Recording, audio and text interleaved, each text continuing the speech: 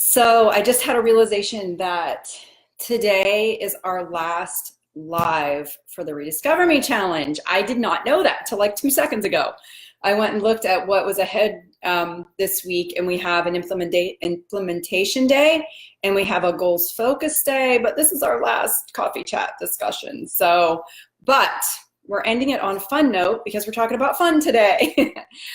So I wanted to give you a little bit of guidance going forward. So if you feel like you're behind in the Rediscover Me challenge, or you feel like you have more work to do, you're going to continue to have the opportunity. We're going to keep our Facebook group open. If you want to, you can organize another 30-day or 28-day challenge with the members of that group.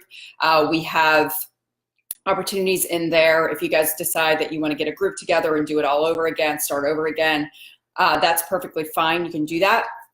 I find that it's helpful to kind of just reset things every couple months or so. Personally, I like to do this in February and then again in September. I feel like September to me is more of a new year start for some reason. I've felt that way every year. When the kids go back to school, it's just easier to kind of hit the reset button and get back into a schedule and a routine and start it again then. So if you decide that you want to do the 28-day challenge again, that might be a good opportunity for you to go ahead and do that.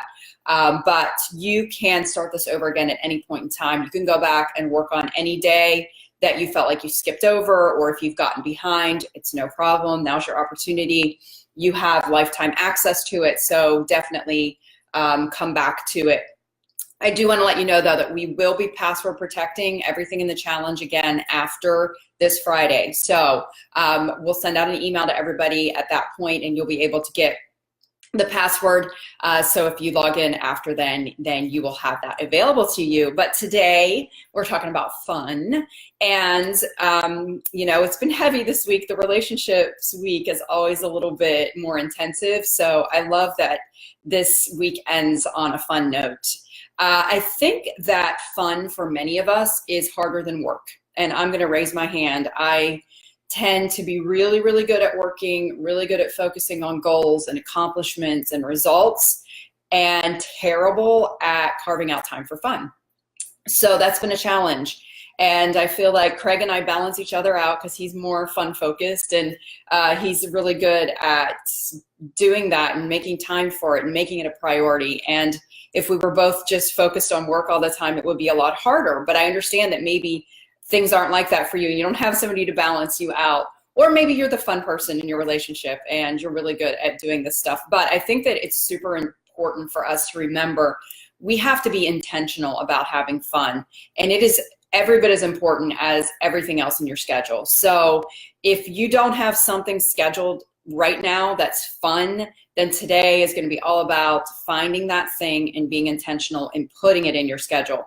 I talked about us starting to experience this sort of pseudo empty nest that we have right now, with 2 kids off at college and 1 at home that basically has her own life and doesn't need us much anymore except to be a taxi driver. And so Craig and I had a lot more free time on our hands starting this past fall, and we weren't sure what to do. We just felt lost. Like, weekends would roll around and our weekends weren't automatically planned out for us. So we had to start planning our weekends and finding activities and getting creative and going back to the drawing board and saying, what do we do now? Like, what does this part of life hold for us?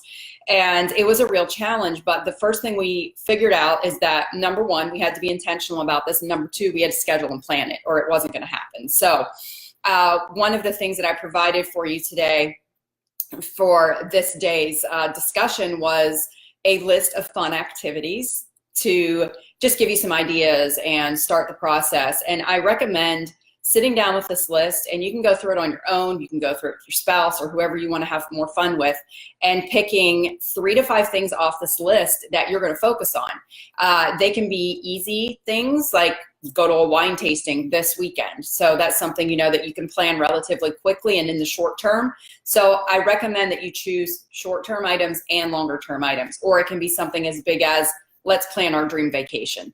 But I want you to identify 3 to 5 things on this list and go through it and circle them and then come back through it again and put a star beside the ones that you feel are the biggest priority. So I'm going to read through these really quickly just to kind of jog some ideas in mind and to just keep your mind open as you sit down to go through this exercise to decide upon what might be fun for you to plan out. So the first thing is take an adventure trip somewhere with focus on the word adventure. I think a lot of us take relaxing vacations and then some of us take adventure vacations. Our family is really good about mixing it up. Like let's do a total relaxation vacation at the beach where we do absolutely nothing for a week. And then we go from that to let's hit the ground running somewhere and see everything that we can see for an entire week. And it's fun to be able to balance those two out and do both kinds of trips. The next idea on the list is get scuba certified. If that's something that you're interested in. I'm frankly terrified of scuba diving. As a matter of fact, snorkeling is intensive enough for me. But yeah, Craig has always wanted to do that. So I think that's a great idea. Learn to ski. There's another good one. Take golf lessons. Take cooking lessons. Cooking lessons are a lot of fun. Craig and I have done those together. And we get our HelloFresh boxes and we enjoy cooking meals together with those a couple times a week. It's something fun and bonding. And we always have a great meal at the end of it. Buy a bike. Go to a writer's retreat or workshop. Indoor rock climb. That's a good one. Go skydiving. Not me.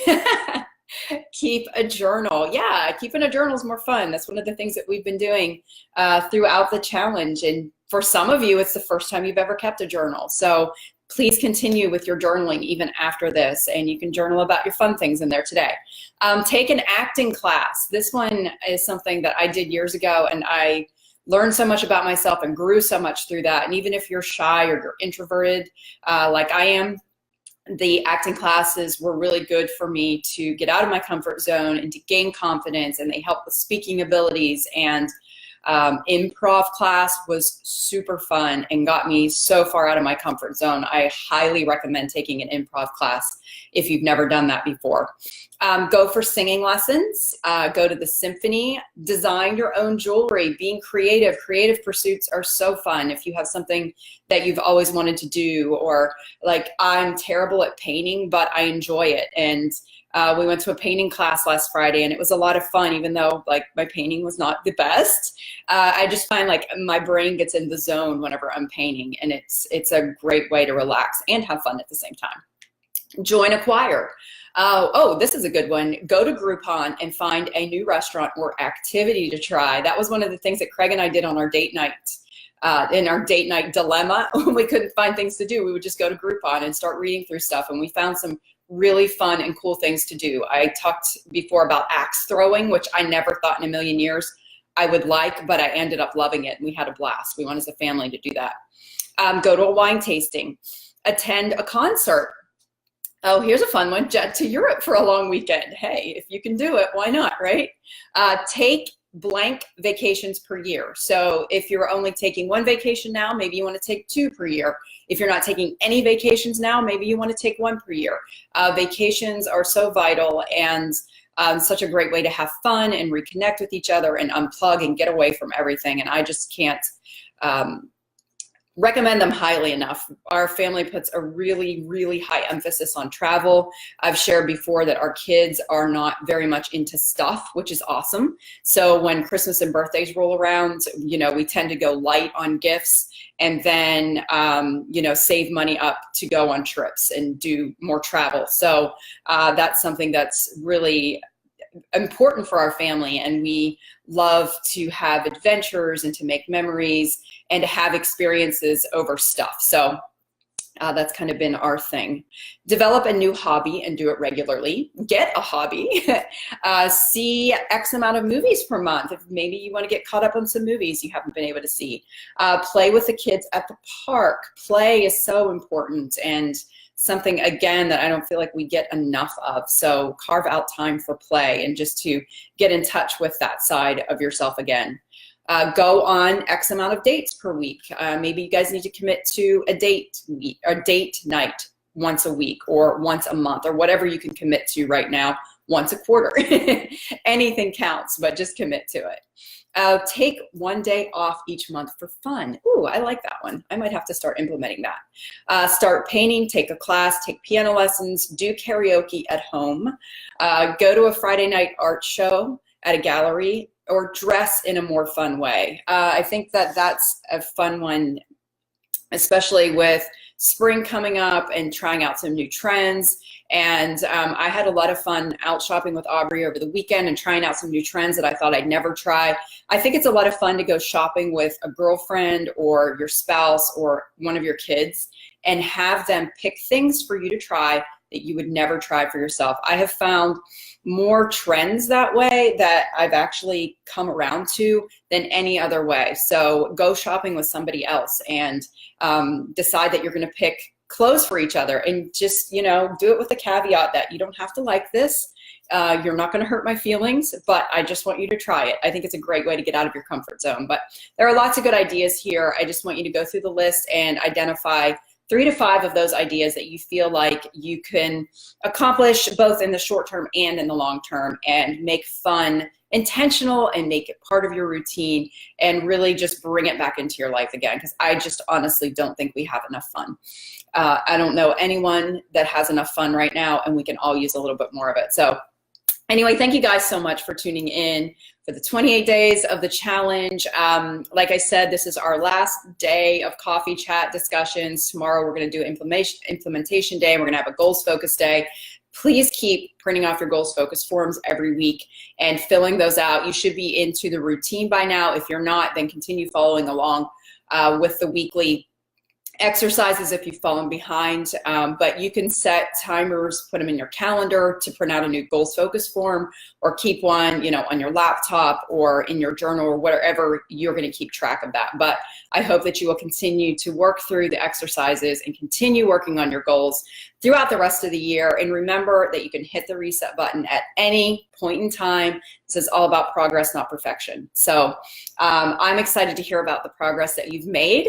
And a lot of you have been reporting in the private Facebook group, and I hope that you'll continue doing that and continue using the private Facebook group as a resource for all of you to stay accountable and to continue working on your goals. So thank you guys. This has been an awesome 28 days. I've heard from so many of you, and it is truly humbling and an honor to be able to share this program with you. And I appreciate all of the hard work that you've done in this challenge. So thank you so much.